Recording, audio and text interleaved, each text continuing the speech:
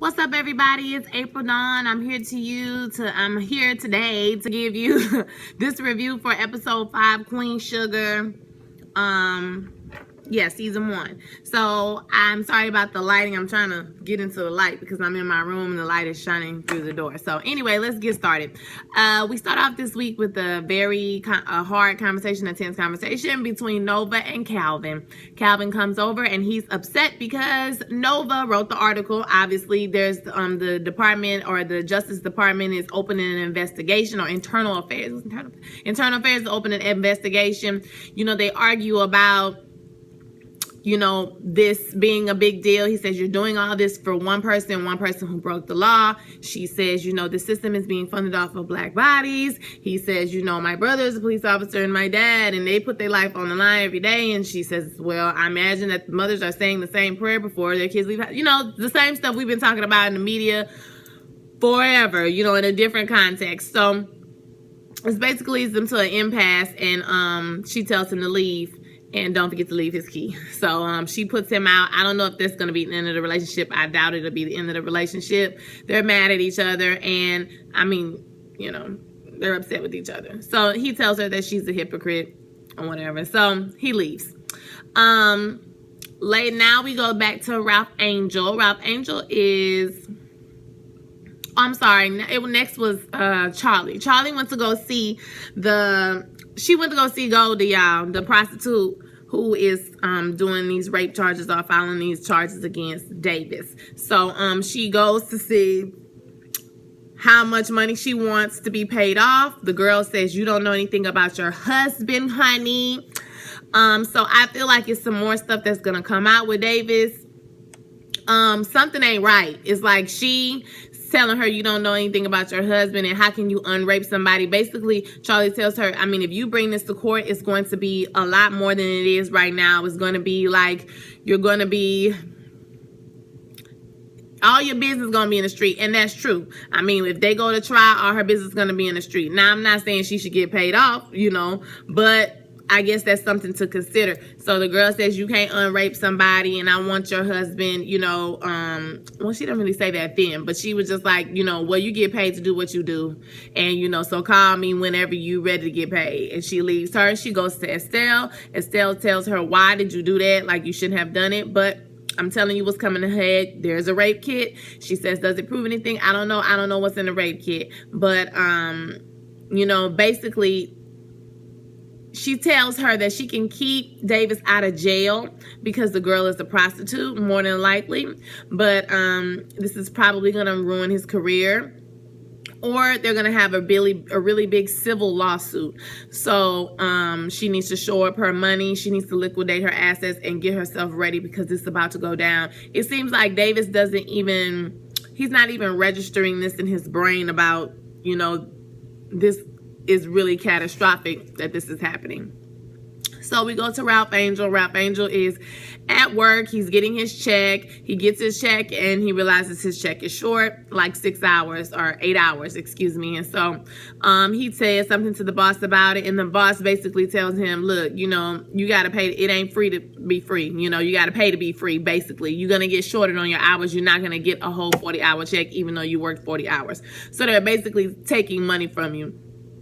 And what you gonna do? They gonna fire you if you, if you say anything, they can fire you and you can go back to jail because you don't have a job. So it's kind of one of those things. So, he is very upset by this. He runs into the guy who, this man here, I'm surprised he didn't beat him up. Remember I said I thought he was gonna beat him up? I wish he would have, okay, now, because the guy's trying to get him to run some scam where basically you take the items that arrive and then you change the inventory to where it looks like, it wasn't never there. So Ralph Angel tells him he don't want to do it. So, but like later on in the episode, magically some Apple products appear in his locker and he just takes them. He didn't say nothing like, this is not going to turn out good. No operations like this ever work out because somebody going to get caught and then they going to tell on everybody. So I don't know what's going to happen, but I feel like we're going on the wrong path with this fool here. So going to Violet. Violet is at work. She has a boss that's like her, I guess is the owner of the restaurant. His nephew is her boss. So he's really young and he's trying to make them, you know, read some type of script when people come into the restaurant in the morning. And she like, I'm not reading no script. I'm not, you know what I'm saying? I'm not doing that. You know what I mean? Like, my customers know me. I know them. I don't have to read no script when they come in here. So he's really like trying to be like a corporate type of guy, but this is like a neighborhood diner. Like, I don't get what he's trying to do. I don't get it. So, you know, people come in and she runs and she do her shift. She runs into some of her friends from back in the day, look like they was homegirls, you know, maybe in high school or something. And so the ladies are sitting down talking about it, and she's like, wow, you know, we like Black Girl Magic. You know, you work for Chevron or wherever she worked. It was like an oil company, and you work for this, and you a business owner, thinking, because they think that Violet owns the diner, and Violet is trying to tell them, I don't own the diner, just work here. And then the guy walks up, the boss walks up, and you know, he's like, I need you to work an extra shift. And you know, you can tell she was very embarrassed in front of her friends. I appreciated the fact that her friends were like, oh my girl, they were really like, oh my God, girl, don't be embarrassed. Like, oh my gosh, you know, it was looking at her like, sit back down, no, it's okay, it's okay. And she was just so embarrassed. You could tell she was embarrassed. So she goes to the bathroom. She calls Hollywood. And, you know, Hollywood is talking to her like he's on the boat, because he said something about docking. And I was like, wait a minute. He ain't on no boat. I was like, he ain't, what? No. So he gets off the phone with her and he turns around and he's in the mental hospital. Now, I told y'all I thought something was going to be wrong. Thankfully, it's not another woman that he's cheating with, but he is married. Now, we have no idea if Violet knows that he's married or not. I have no idea. But his wife, Maxine Shaw, y'all remember Maxine? That's all we know her as, Maxine Shaw. Like, I don't even know her real name. But she used to be on the Cosby Show too back in the day, long time ago. Y'all remember that? But yeah, Maxine Shaw, attorney at law, she is his wife, and apparently his wife is bipolar, and she's in the hospital, the mental hospital, on suicide watch. So he's the only person who can sign her out because he's on her emergency form. So he went to the hospital to sign her out. Why he is signing her out, I don't know, but she came out, and, you know, he took her home, and so she tried to kiss him, and, you know, said she wanted to have another baby, and he was like, no. Basically, it was like a lot of exposition for him to tell us, I'm not sure, you know, we said it doesn't matter what's on that paper anymore. That was later on, but, you know, basically, we're not together anymore. You know, we're not together anymore, or whatever. So Violet is calling him, and he can't answer the phone. She snatches the phone out of his hand. I don't even know what her name is. She snatches the phone out of his hand. She throws the phone. She starts laughing and give you that, oh my God, she's crazy. Okay, like, oh my God, she's crazy type of vibe. So we move on to Micah and Davis. Charlie wants Micah to get therapy for his situation, but he doesn't want therapy. He doesn't feel like he needs therapy. He probably needs therapy, y'all. Micah, the thing about Micah, he's a teenager, so he a little headstrong. So, you know, he like, I can handle this, or I can't handle this, or I can do this, or I can't do that. But, like, it's not gonna work. Like, you need a little therapy, and you don't know, you might not know your own best interest because you're so young, you know? So, you know, he doesn't want the insurance. He's there with his dad, but he says that paparazzi is everywhere, and he really, you know, he's not feeling it. So, you know, that's that. And let's see what else happens. Okay, later on, we go back to Hollywood and his wife. And what I like about Ava DuVernay is that she kind of like she had, her characters have layers, because in another type of show, the episode where Hollywood's wife, the scene where Hollywood's wife kind of threw the phone and was like, you know, like crazy, like, you know, that would be it. That would be like a character of her. But they took the time for them to sit down outside and talk.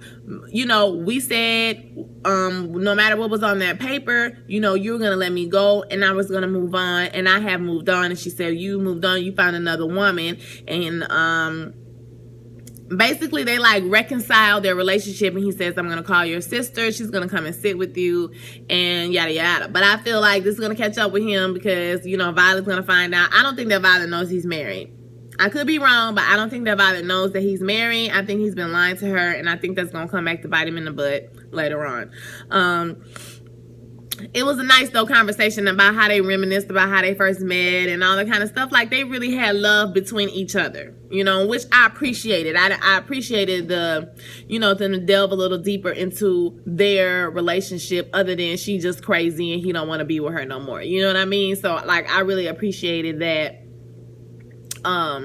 aspect of the relationship. So, and in the end, Micah decides to come to St. Josephine because he is, you know, he's tired of living with, he realized that he can't handle it. You remember on the second, third episode or whatever it was, he's talking about he can handle it, he can handle it. And so now he's down with moving to St. Josephine for the rest of the school year to kind of get their stuff together. Now, let's go back, because Charlie decides that she's gonna come down. Well, she's coming down anyway, and so she talks to Ralph Angel. She was a little bit upset about the $15,000, like I said last week. She still wasn't that upset, but she was a little upset. So she said she's gonna handle things from now on while she's down there, at least for a little while. So she comes down, okay, and there's a tractor auction, and Ralph Angel says that it would be great if they try to get the dad's tractor back. So she hooks up with Remy.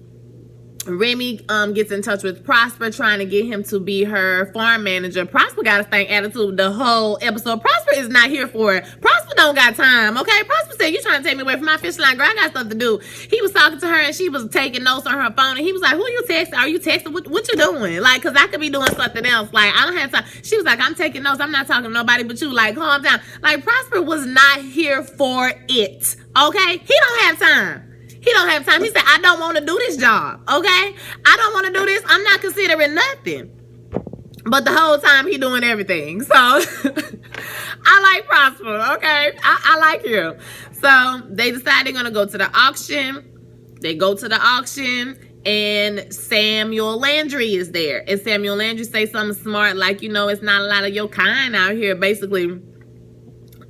Women at first, and then it wasn't not a lot of your kind out here, like black people, okay? So they're out there, they're trying to get the tractor, they're bidding, and she basically, and Prosper is telling her, just wait, don't bid, just wait. You know, I have a strategy. He know what he's doing. He's been living there his whole life. He knows what he's doing. Just let him do it. This was she went Olivia Pope season 5, where she ain't know what she was doing. Okay, like, girl, just let him do it. You doing too much. You're doing too much, Olivia Pope Jr. Stop it. So she take control, and she spends $250,000 on a tractor, and everybody was mad. Like, girl, what did you do? Why did you do this? Like, you don't know what you're doing. And Remy was like, look, Remy have such like a easy, calm, relaxed way about him. Like, I love that. He was just like, look, you know, everybody think you hard up or you a fool because he took his bait, Sam's bait, and they think you got money to burn. Now you done show everybody this.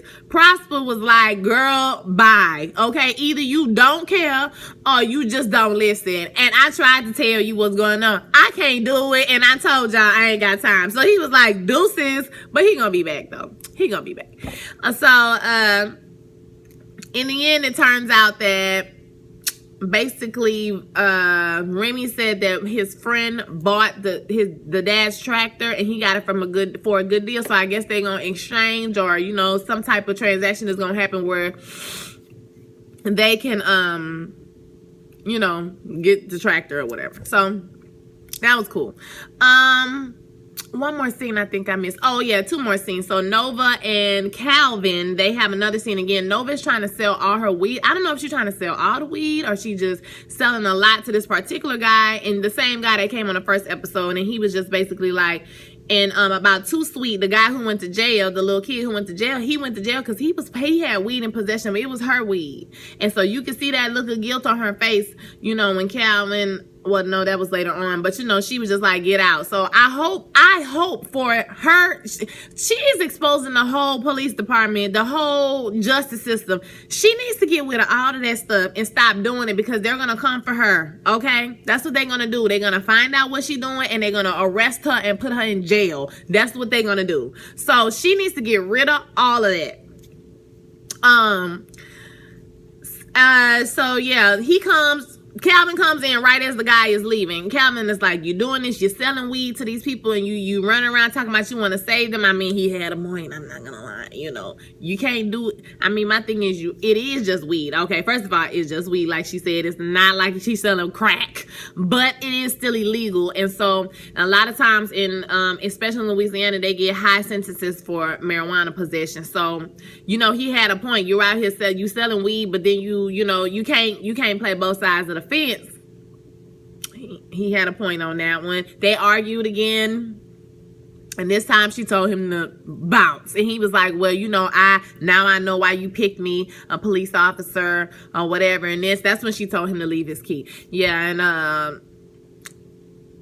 don't know, like, I want to say, maybe they could, something's going to happen to bring them back together. But I just feel like, child, look, I'm at work, but y'all know a vindictive white man, a mad white man, he'll tear your whole life apart, okay? He had them people all in your life, all in your business, child. Just child, a mad white man, ooh, girl, I don't know.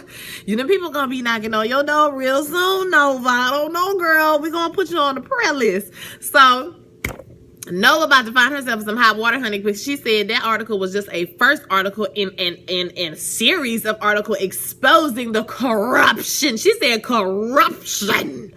Okay? Corruption. Yes. In the department. So, And one other scene I really enjoyed was Violet, Charlie, and Nova in the house, smoking weed and talking. And she was, Violet was talking about Hollywood and how he's so big, so strong, and she said ain't no shame in her game. And I love it. I don't want them to break up. I love them. But I think I got everything. At the end of the episode, I almost forgot this, y'all. This is the most important part. At the end of the episode, Goldie calls Charlie, and she says she wants $3 million, and she wants a sit down with Davis. So